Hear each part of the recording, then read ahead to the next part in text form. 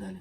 Hello, my name is Giuliana Cristante, candidate number 0006. I'm from Orange Day School, RR021. Today I'm going to talk about indigenous genocides and its repercussions. I'm going to focus on the social impact and perspective. To know what is social genocide, we need to know uh, what it is about. So, we are going to talk about endangered cultures. For defining this, we need to know what is a culture. Culture is that complete whole which includes knowledge, belief, art, morals, law, customs, and any other capabilities and habits acquired by man as a member of society. Edward Barnett Taylor, an English anthropologist, established that culture is the collective mental programming of people in an environment. Culture is not a characteristic of individuals. It encompasses a number of people who were conditioned by the same educational life experience. On the other hand, in danger is to expose to harm or danger, to treat it with extinction. An example of nation culture is as many as a half of the world's nearly 7,000 languages are poised to become extinct within the next century. When this language dies, it will impact the endangered language community and the academic community alike. Language plays a large role in identity formation, and the loss of a language has significant consequences for its speakers.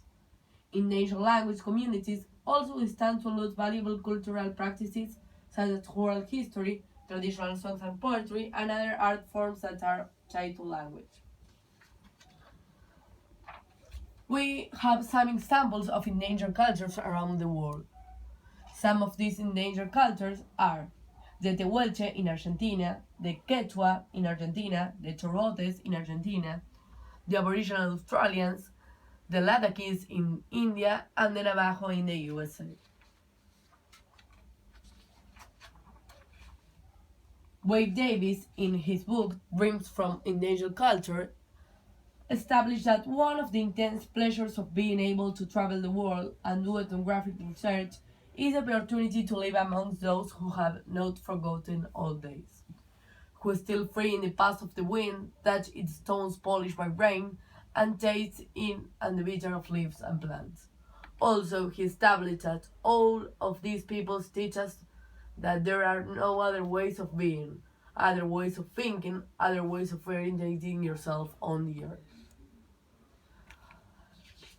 Concerning the national perspective, the conquest of the deserts was a military campaign directed mainly by the General Julio Argentino Roca in the 1870s, with the intent to establish his dominance over the Patagonia, that is in the south of Argentina, which was inhabited between brackets by indigenous people. I say between brackets because it was habited by indigenous people, but they were invisible. Some historians note that the contemporary sources on the campaign indicate that the conquest was intended by the Argentine government to exterminate the indigenous tribes, as an example of genocide. In the conquest of the deserts, in particular, the genocide itself was installed in the national history, as in the common sense of Argentine society in general, by two factors. First, the absence of responsibility in the elimination of indigenous. Likewise, its assimilation to civilization as an inevitable destination.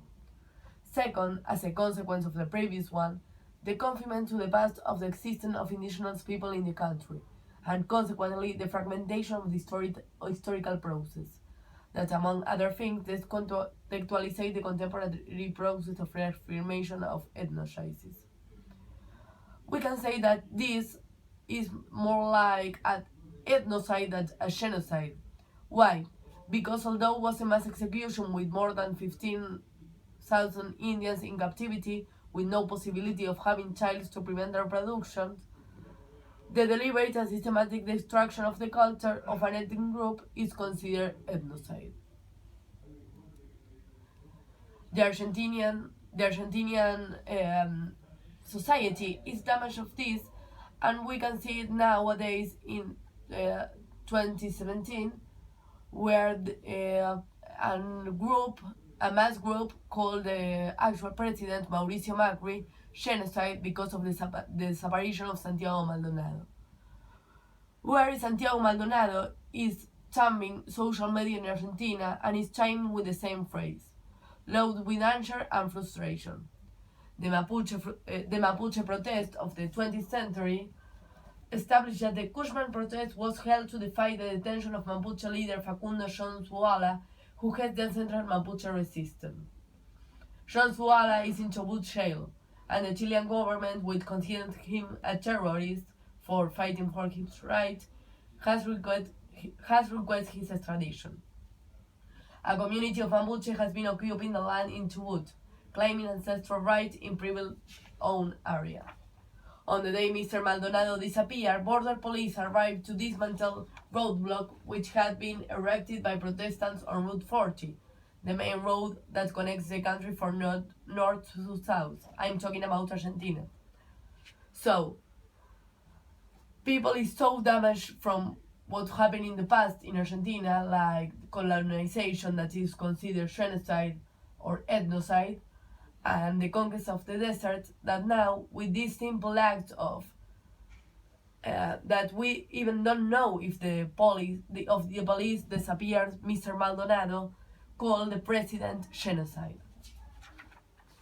Concerning the international part, in the USA, genocide is an old history. It has been a part of the human condition from the very beginning. There are two main forms of genocide. One is direct genocide, a deliberate campaign to kill all members of an ethnic group. The second form of genocide is indirect genocide, which achieves the same result by seizing or destroying the land, the crops, the livestock, and other essential items needed for survival. In the World War, for example, the Germans used both forms, direct genocide and indirect.